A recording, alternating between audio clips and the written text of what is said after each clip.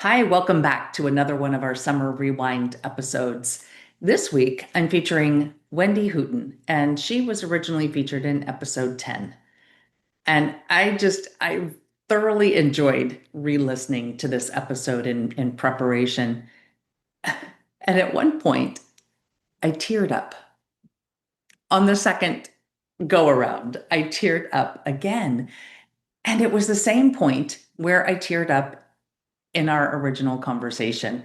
And I found that it's touching to, I guess touching is the right word. Um, but in this episode, Wendy talks a lot about finding her voice and advocating. And she talks about not just advocating for her child, but advocating for herself. And then, as her way of thriving, helping others to learn to use their voices.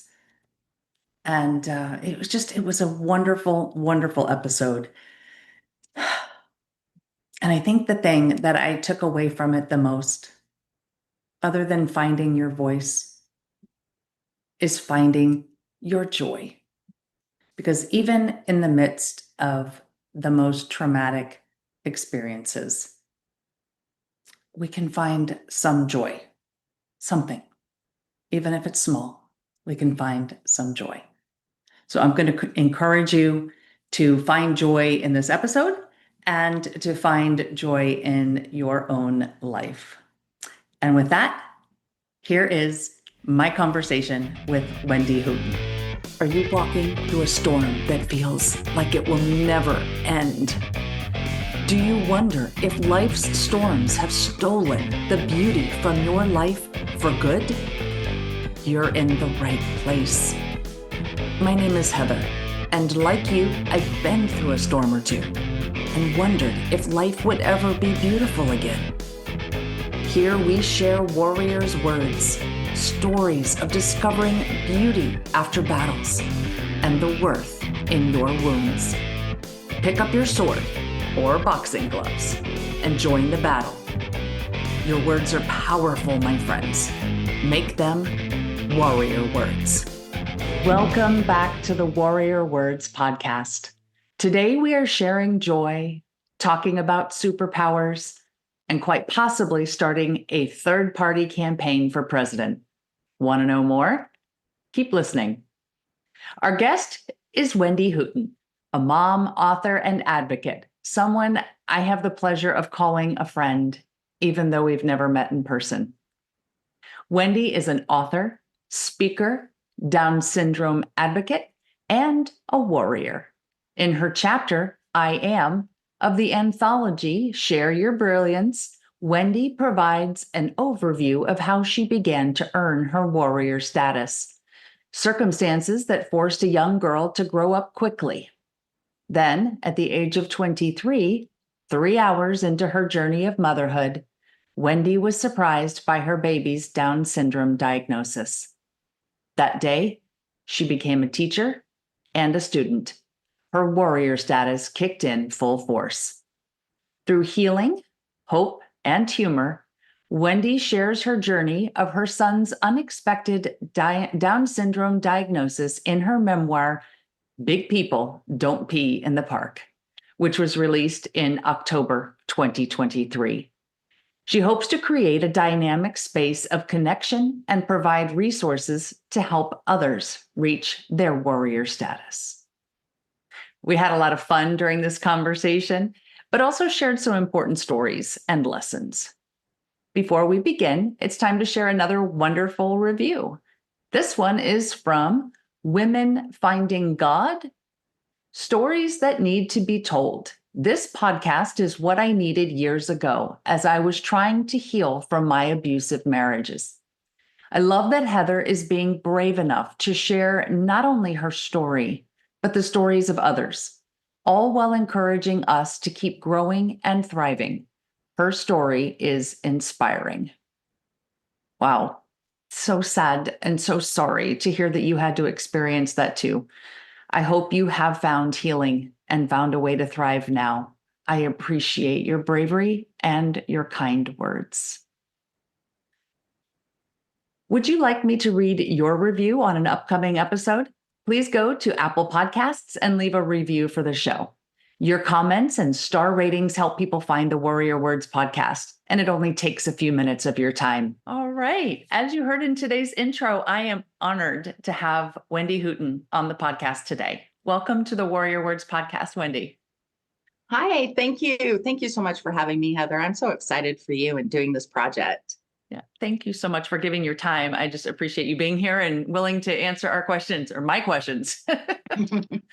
So you and I have a lot in common. And I'm so grateful to have met you through a mutual group to which we both belong. I guess that's what mutual means, isn't it? Yes. So you shared with me a little bit about your upbringing and the birth and raising of your son. So you also brought out an interesting point about each phase kind of being a preparation for the next phase. And I like your word phase. That was very interesting to me, looking at it that way. So can you share a little bit about each of those phases and then how you battled each one? Yeah, absolutely. So I don't think I was born a warrior. And as I shared, as you just called out, I had my phases. And I feel like my first phase was when I was around the age of 13 and my parents got divorced. And I had two younger brothers, and we ended up being raised by our father. And he was in the military, so he was pretty strict. And also, he worked the night shift so that he could take care of us. It was a financial decision for him. So that meant that a 13-year-old was in charge of helping with my brothers. And I had to grow up really quick. I had to make a lot of sacrifices while my friends were out playing and doing things they wanted to do. I was home kind of doing mom stuff, making sure my brothers got dinner and the homework was done. And so it was kind of hard. I felt like I was deprived. Now that I look back, I wasn't really all that deprived because I did get to have fun and do the sleepovers and stuff. But, I also had to make a lot of sacrifices for a 13-year-old girl. And then after that, I worked through all that. And my phase two was when my son was born. And at 3 hours old, he surprised me with the Down syndrome diagnosis. And I was only 23 at the time, so it was very surprising. And I, to be honest, was devastated. There was very little known about Down syndrome back then. There wasn't very little known, but I had very little exposure, I should say. So yeah, I was thrown into the world of being a mom, and not just a mom, but a mom of a child with special needs. And then when he was 3, phase 3 happened, and I became a single mom. So my life went from hard to harder. And, it was actually very hard. I mean, there were times that I just wanted to give up. There were days that I just didn't want to go on anymore. I didn't want to live anymore, but I was dealing with emotions of being that mom and being single and finding my new normal. But then I realized, you know what? My baby, he was defenseless. Any decisions I wanted to make about my life, I needed to put him first. So I had several pity parties, and then I just put my big girl panties on, and it was he and I against the world, and we just started tackling our challenges, head on. And we were faced with many. And, in that phase, I feel like all the stuff that my dad was teaching me helped me through phase 2 and phase 3. So what I originally felt was a strict dad, had all these rules, and I had all these sacrifices I had to make. It actually was grooming me to become a warrior. Wow. And that's a great way to look at it. Like I said, we have a lot in common. I had that military dad too, and that strict upbringing. And then I also gave birth to a special needs son. And found myself to be a single parent. So Yeah. I can relate to all three of those very well. That's probably why we get along so well. Yes. The universe brought us together, Heather. Amen to that. Yes. So grateful for that. So you had a lot of choices to make then. As did I. I remember that well.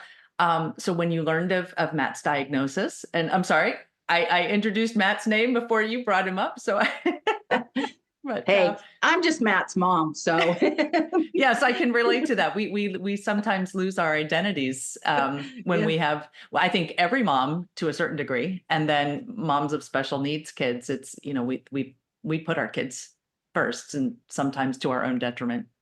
Yeah, So, yeah. but along those lines, you had some choices to make, both when you got that diagnosis and then when you found yourself a single parent. And you shared with me that you had to feed the warrior within, and that's another phrase that I really, really liked. So, can you describe what does that look like to feed the warrior within? Well, one of the other things that I grew up without is confidence. I lacked confidence, and you kind of have to find that confidence to be able to advocate for yourself and for your child. And so to feed my warrior, I had to just suck up a lot of the woe is me, the why is me. And instead of feeling that way, go for it. Just nothing's going to beat me down. I am strong. I've got this. Go ahead, bring it, but I'm going to come back. So I just had to, figure out how to have that confidence in myself and feed that warrior. And, just the more you tackle, I think the more it grows. So, you tackle, you overcome, you tackle, you overcome. And then with each thing, that warrior grows. So I'm a firm believer that all women are strong, and we don't realize the strength until that we each possess, until we're put in a position where we have no choice but to take care of ourselves, to be our own voice.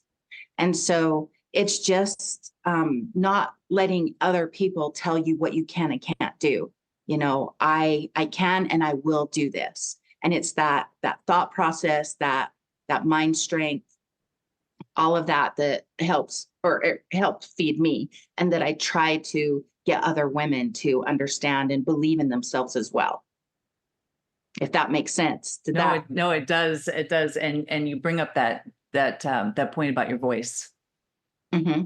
you know, Yes. and we don't even know that sometimes we even have a voice, or we don't know how to use that voice, because we do listen to everybody else around us. And now with the media everywhere, we listen to everything. And what Mm-hmm. we need to do is to listen to that voice, or to find it, to listen to it. That's right. And it's okay to disagree with what others might be trying to tell you if you don't feel in your gut. Like I've always, my thought has always been to trust my gut, not my heart, because my heart will deceive me. So if you don't agree with what somebody else is trying to tell you or trying to talk you into, trust your gut.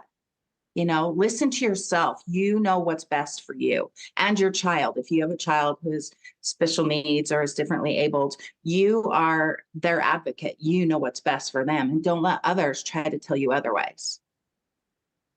Yes, exactly. Because you are the mom, and you're the one that is living that experience out day to day. I remember when my son had SSI for a long time, and then when he turned 18, they said, "Oh no, he's quite capable." And my response was, because it wasn't about the money, it was about somebody telling me that my child was something that he wasn't necessarily. I said, maybe you should come spend a week with him and see, you know. And good for you, because just because they reach an age that somebody else thinks, okay, they're healed, they're all better. That's not how it works. You don't just hit that age and everything's, I mean, I had somebody ask me, one time, so will he always have Down syndrome, or has he been fixed?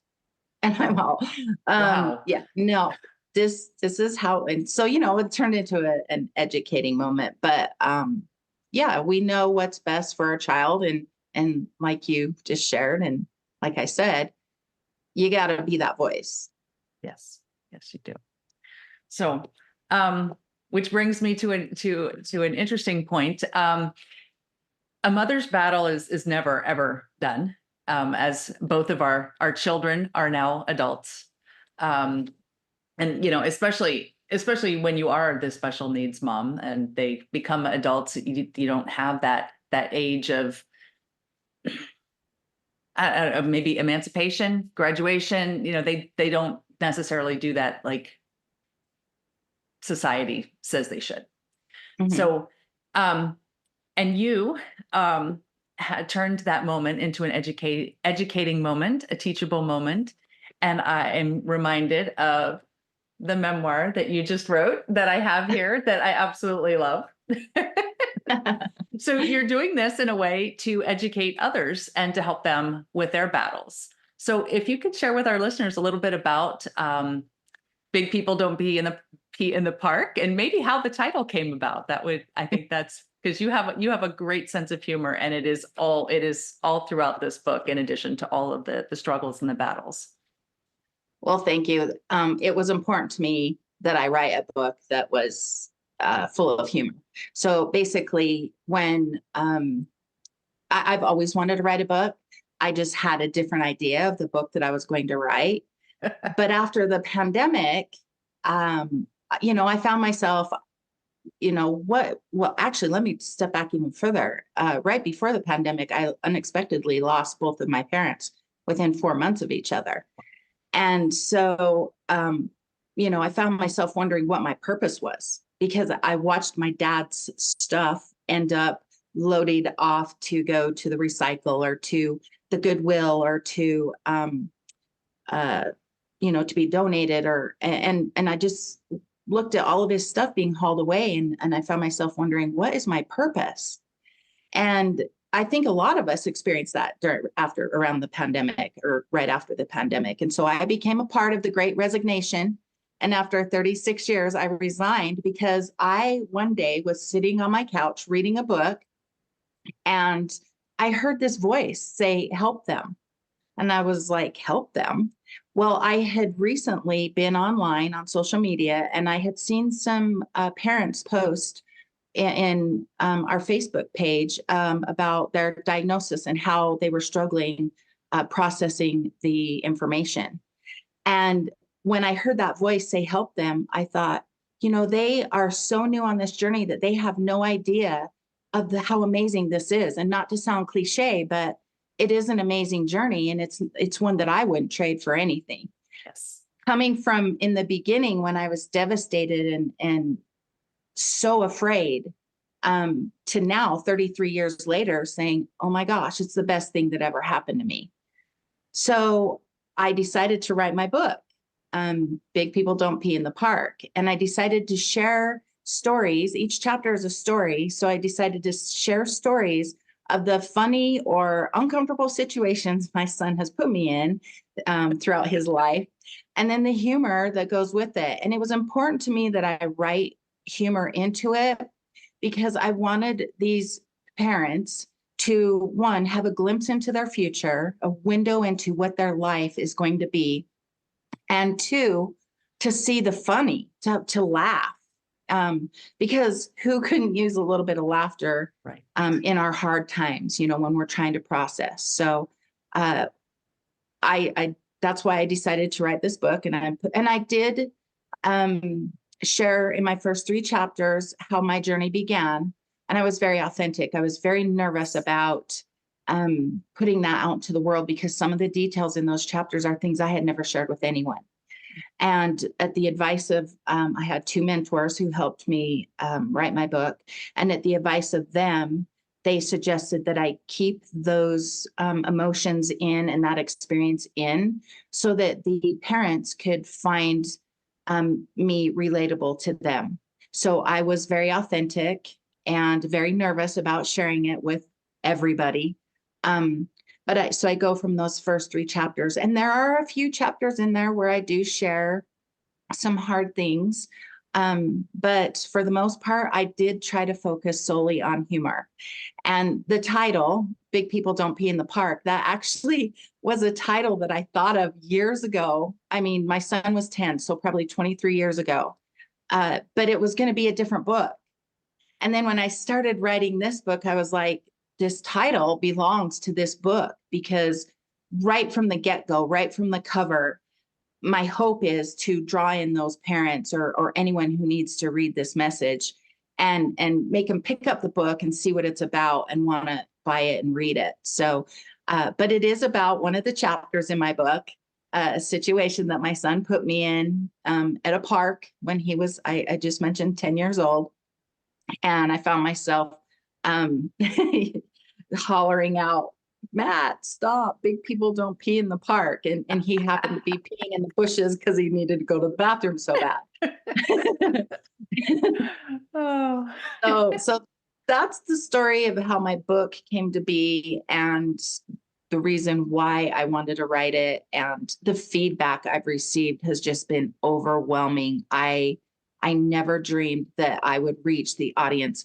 I intended it initially for new parents, but I've been received so much feedback from people who don't have kids with special needs, who have kids with special needs that isn't Down syndrome. I've just heard that the message in my book is something that we can all take away, so that feedback has been just so overwhelming and so humbling. I haven't been able to completely process how well received it's been. Yeah.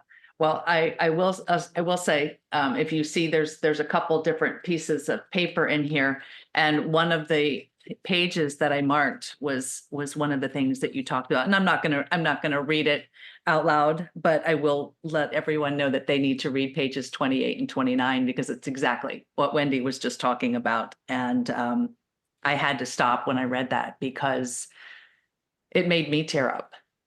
Because I remember when put this down. I remember when I got my son's diagnosis, and he was a lot older. He was 7, and my son was diagnosed on the autism spectrum. And the first thing I did was look up what the heck was it, because I didn't know. I had no idea. And they said, well, it used to be called bad mother syndrome. I was like, oh, okay. And I think that, how sad is that? I know.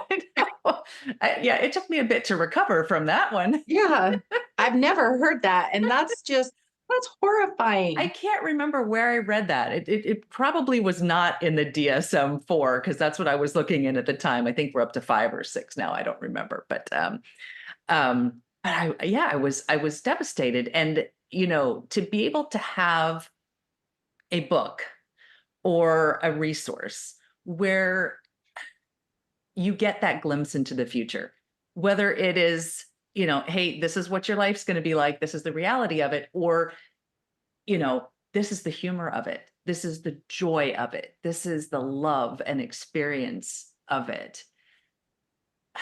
I think that would have been a little more helpful than bad mother syndrome.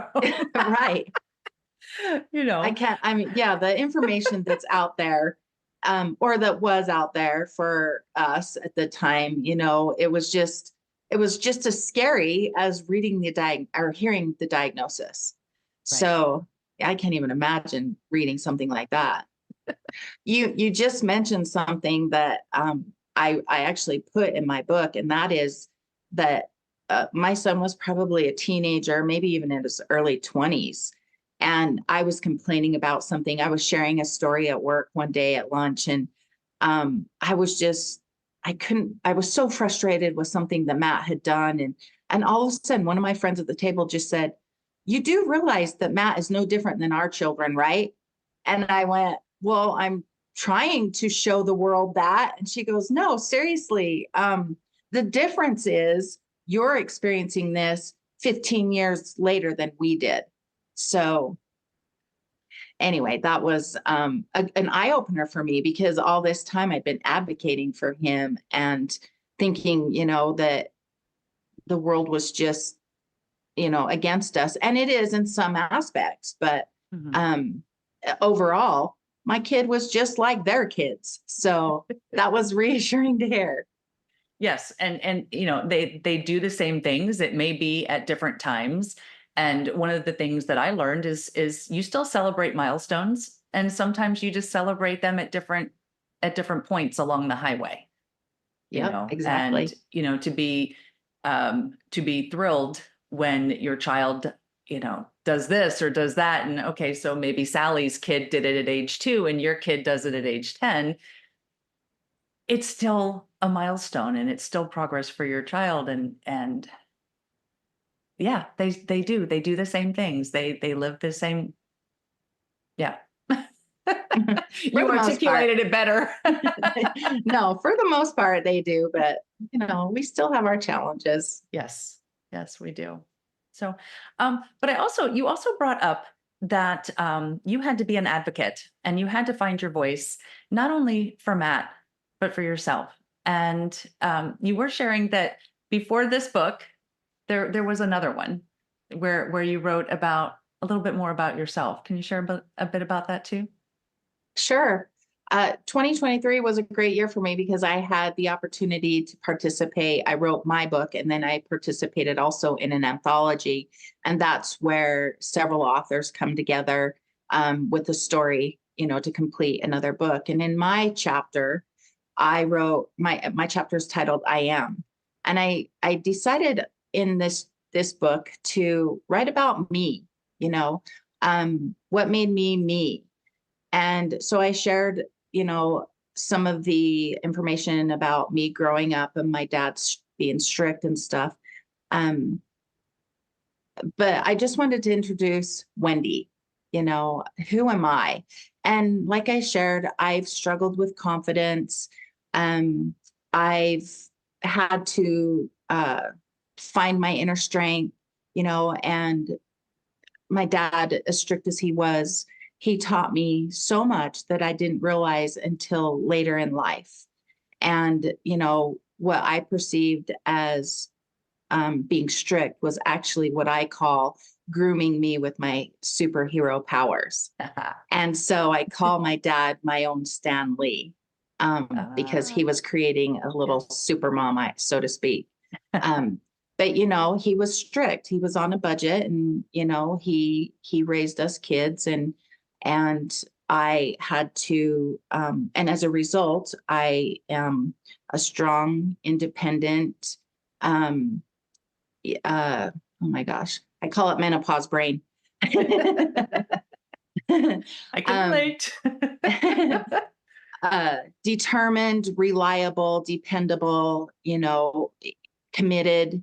When you agreed to something, you followed through with it, so he just instilled all of that in me. And I think that's what helped me become the stronger woman as I went through all my phases.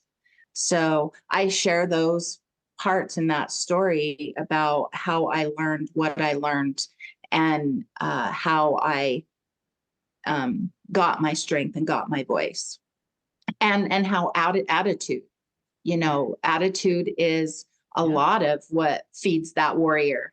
Am I a victim or a victor? Am I going to succumb or overcome? So it's all attitude. And, life is hard. We all have our challenges. Every single person has our challenges, but you can choose to be a victim or a victor and come out on top. And I'll tell you what, as hard as it is nice to be able to go back and say, hey, I did that and I got through that, and I'm a stronger individual because of it. So that's what I put in my chapter. Again, addressing women, trying to help women find that superhero, that warrior within them, believing in yourself. And using your voice to amplify you and what you've learned, and then helping others to do that as well.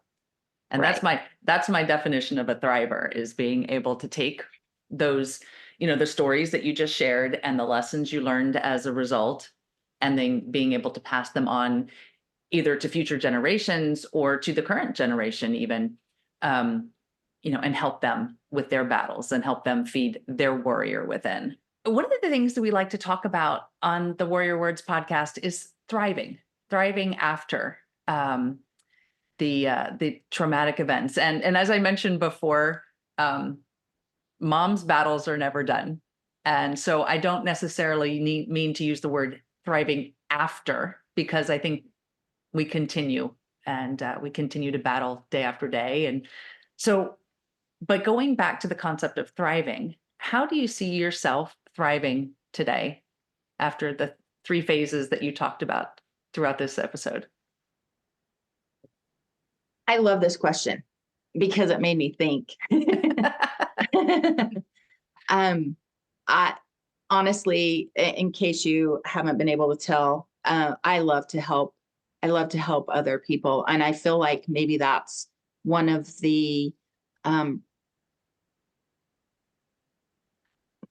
do I say this? One of the pieces of my purpose is Okay, it's just yes. come natural to me, helping others through it. I just step in but with my books, it just made me stop and think, how can I help? How can I do this? And so I've just wanted to somehow get the word out there, to women, to parents, to anyone who is doubting themselves, or who, may not believe in themselves, which I guess that's kind of the same thing. But, I love to help people, and I feel like it comes natural to me. And I hope to be able to do that by sharing my books, by sharing my stories. So thriving, and I'm in a new journey. This whole launching a book or 2 books, now I'm thriving to get the message out. Who can I reach out to? Who can I speak to? How can I find myself approaching people in the stores or whenever I'm out in public now, and just not necessarily to speak about my book, but just to speak up about the journey. And you got this, mom, you're going to be okay. Yes. So I've just really grown, I think, in just the last few months with my voice, and feeling confidence in approaching others and helping, uh, reaching out to podcasts, reaching out to people, anyone who will listen to me for 40 minutes. Because I want to help. I just want to let people know that, life is hard and you've got this. You're going to be okay. Yes. And I like how you do it. In each of your books, your memoir, as well as your contribution to the anthology, they come at it from different perspectives. One from the perspective of a parent of a special needs child, one from the perspective of you as a human being, as a woman. And so you get to use your voice in 2 different ways, maybe to help multiple groups of people. And I like that. I really like that. And then speaking of voice, you have an audiobook. You have an Yeah, audio version coming out I very do. soon. I had several people asking me if my book was going to be out on audio. And so I've spent the last couple of months recording it. I did it myself. Yay. It felt like a given, since everybody would, or many people would tell me that when they were reading the stories that they could hear my voice. So I thought, well, then I guess it must be my voice meant to read it. So Yes. I actually just finished recording it. We've done a first phase of editing, and I am planning to release it in March, hopefully by the second week in March, because on March 21st, it's World Down Syndrome Day. And that's the day when the whole world comes together to celebrate inclusion and awareness. And I like to say, let's live more like Matt. Let's Yes. be more compassionate. Let's be more loving. Let's be more kind. Let's live that day with kindness. These individuals have no agenda. And so they are just enjoyable to be around. And I, strive every day to be more like my son, more forgiving, more loving, more kind. And so anyway, to celebrate this day, I was hoping to have this book done on Audible, and fingers crossed, I think I might be there.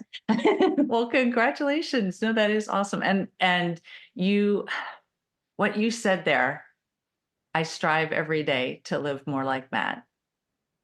Yeah. That touched. I'm gonna tear up now. Because I think that, I think that is so important when you recognize someone who is loving and forgiving and kind with no agenda. Mm-hmm. I think that's who we all should strive to be like. Right. And, with things are just crazy right now, people don't know how to feel, don't know what to think, we're all over the place right now. Right. And I think we're forgetting to find the joy, to see the joy. And these individuals, those who are differently abled, they are so joyful. And if we Matt for president. There you go. just kidding. We might, our world might just be nothing but Disney and superheroes, but well, some might say there's nothing wrong with that. We need more laughter and fun and yes, exactly. So smiles. Yes, we do. Yes, we do. For sure.